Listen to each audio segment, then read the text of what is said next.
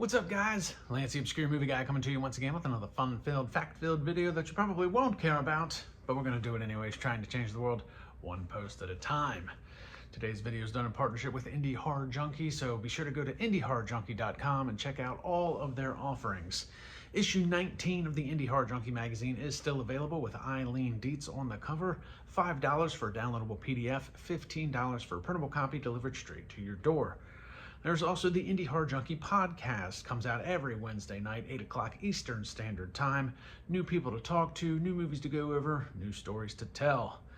And there's also the Indie Horror Junkie Film Festival, which will be shown at MegaCon in Orlando, March of 2026. Film submissions are still open for that film festival. So if you have a horror feature or a horror short that you would like to see if you can get showcased at this film festival, go to filmfreeway.com, look up the Indie Horror Junkie Film Festival, or you can email them at indiehorrorjunkie@gmail.com. Now let's dive into today's video. In fact, we had this gentleman on the Indie Horror Junkie podcast, episode 104, talking about this film. And it's also going to be featured in issue number 20 of the Indie Horror Junkie magazine. Today we're taking a look at the Japanese horror flick, Bakemono.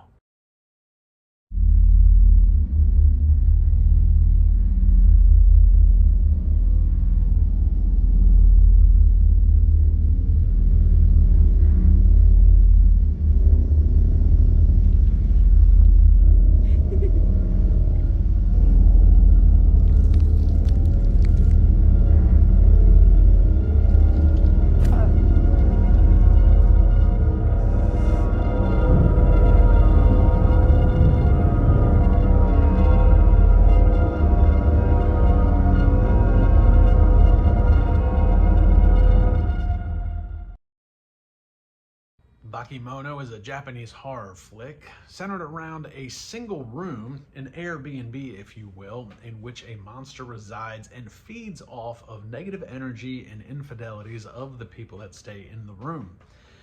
And then it basically murders them and kills them in unbelievable gory fashion. It's one thing we are definitely going to be talking about with this film is the practical special effects in the film. But before we dive into that, let's break down the film just a little bit closer. So the film is pretty much written, directed, edited, produced, soundtracked, all by a guy named Doug Roos. That is the gentleman that we had on episode 104 of the Indie Horror Junkie podcast. Doug Roos is originally from Kentucky, and he is well-traveled, spent many years in China. He now lives in Japan, and a very interesting guy to talk to. Very cool to see how a guy from the Midwest U.S. has traveled about the world and made his way into Japan to make Japanese horror and learn about the process in which he has to go through trying to bring films like this to life. It is certainly no easy feat doing what he does. He explained a lot of the process to me and Rick on the podcast about how he has to go about making some of the special effects here in the United States and then having to get them, you know, travel with them in some regard and kind of, you know, bringing some of that stuff into Japan. You know, and it was really enlightening and eye-opening to see and hear him talk about his passion for filmmaking and the process in which he has to go through in order to bring something like this to life. So even though he's a one-man band for the most part with all of the major stuff and all of, you know, basically wearing all of the hats, he does have some help from a couple of core group of people in Japan, his wife and a couple of friends that he's made along the way to help bring some of this to life. But realistically, for the most part, Doug is you know, he's the camera operator, he's the sound guy, he's the writer, he's the director, he's the, you know, sometimes he's a stand-in if he has to be. So mad props to him for bringing Bakemono to life. And, you know, from a fundamental standpoint, even though he's one guy doing most of the work and it would be considered low budget, you can't tell. I mean, the camera quality and the picture quality is spot on. There's no audio issues. From a fundamental standpoint, everything with this film is incredible. I mean, it's well written, it's well shot, it's well filmed, it's well directed, it's well edited for sure. The practical special effects, which we'll dive into for sure, is just completely bonkers and off the chain. You know, and the acting for the most part, from what I can tell, I don't speak Japanese, but from what I can tell, is very well done also. So, I mean, fundamentally, this film checks all the boxes, as we say. Um, really don't have any complaints on any of that stuff whatsoever. Now, I will say that I myself struggled with the story a little bit, and I don't think that's a fault of the movies. That's probably more of a personal thing with me. It's no secret that I've said on many videos that I have a very limited vocabulary. My English is not good, and I suffer from dyslexia pretty bad, apparently. And it's only gotten worse with age and stress. So that being said, you know, some of the movie, most of the movie is in Japanese. It is subtitled, which is fine. And that's just hard for me to keep up with, you know, the storyline when I'm having a hard time reading the subtitles. So probably me being lost in the storyline a little bit is more a personal issue than it is an actual issue with the movie. I will say, though, when it does come to foreign films, despite my lack of ability to read correctly, I like watching foreign films in their original language, because I think when you try to watch something that's dubbed, I think some of the acting gets lost in translation, almost literally. But I think it's important to hear the actors in their natural voice saying their lines in their native language. I think that's important when watching a foreign film, so that you get the full effect of what's happening on screen, especially in a horror sense. You know, I don't think you can dub somebody's scream to the same tenacity, we'll say, when dubbing stuff. So it's important to me, even though I can't always read the stuff quickly enough, it's important to me to watch it so that I get a true, genuine appreciation of the acting of what I'm seeing on screen. So I think that's an important thing to do when you're watching a foreign film. Now, the whole movie is not in Japanese because there is some English-speaking characters. So that wasn't lost on me. But the storyline, you know, listening to Doug talk about it and some of the undertones of the movie really helped put some things in perspective as far as the movie goes.